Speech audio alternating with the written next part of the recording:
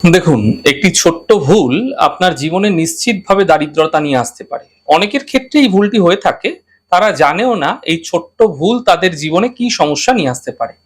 দেখুন, দেবতা আপনার ঘরের চৌকিদার নয়। অনেকের মধ্যে একটি প্রবণতা দেখা যায়, বাড়ির বাইরে দরজার উপরে গণেশের চিত্র, গণেশের মূর্তি লাগিয়ে থাকেন। এটি একদমই ঠিক নয়। দেখুন, শিব এবং পার্বতীর পুত্র হচ্ছে গণেশ। একবার ভাবুন, কেউ যদি আপনার পুত্রকে তার বাড়ির বাইরে দাঁড় করিয়ে রাখেন, তবে কি সেটা আপনার ভালো লাগবে? ভেবে দেখুন।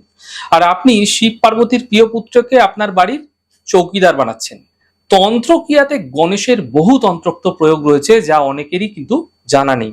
এর আগেও আমি আপনাদের বলেছি, বারান্দায়, ড্রয়িং রুমে গণেশের কোনো শোপিস রাখবেন না। একের অধিক গণেশ গৃহে রাখা ঠিক নয়। ভগবান গণেশকে ঠাকুরের আসনে রাখুন, তা আপনাদের জন্য অত্যন্ত শুভ হবে। দেখুন, গণেশজি একাধারে যেরকম বিঘ্নকর্তা, তিনি কিন্তু বিঘ্নহর্তাও বটে।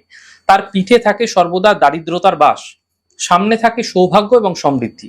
সেই কারণে আপনারা আপনার গৃহে যেখানে গণেশজিকে প্রতিষ্ঠা করছেন, তার পেছনে, তার পিঠের দিকে যেন কোনো রকম কোনো ঘর না থাকে। তাহলে জানবেন সেই ঘরে, সেই গৃহে কিন্তু সর্বদা দারিদ্রতা ধীরে ধীরে বৃদ্ধি পেতে থাকবে।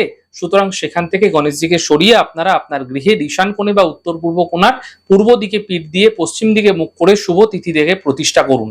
এতে আপনার গৃহে সুখ এবং সমৃদ্ধি ধীরে ধীরে বৃদ্ধি পেতে আপনারা দেখতে পাবেন। নচেৎ কিন্তু দারিদ্রতা আপনার উপর প্রবলভাবে বৃদ্ধি পেতে আপনারা দেখতে পাবেন।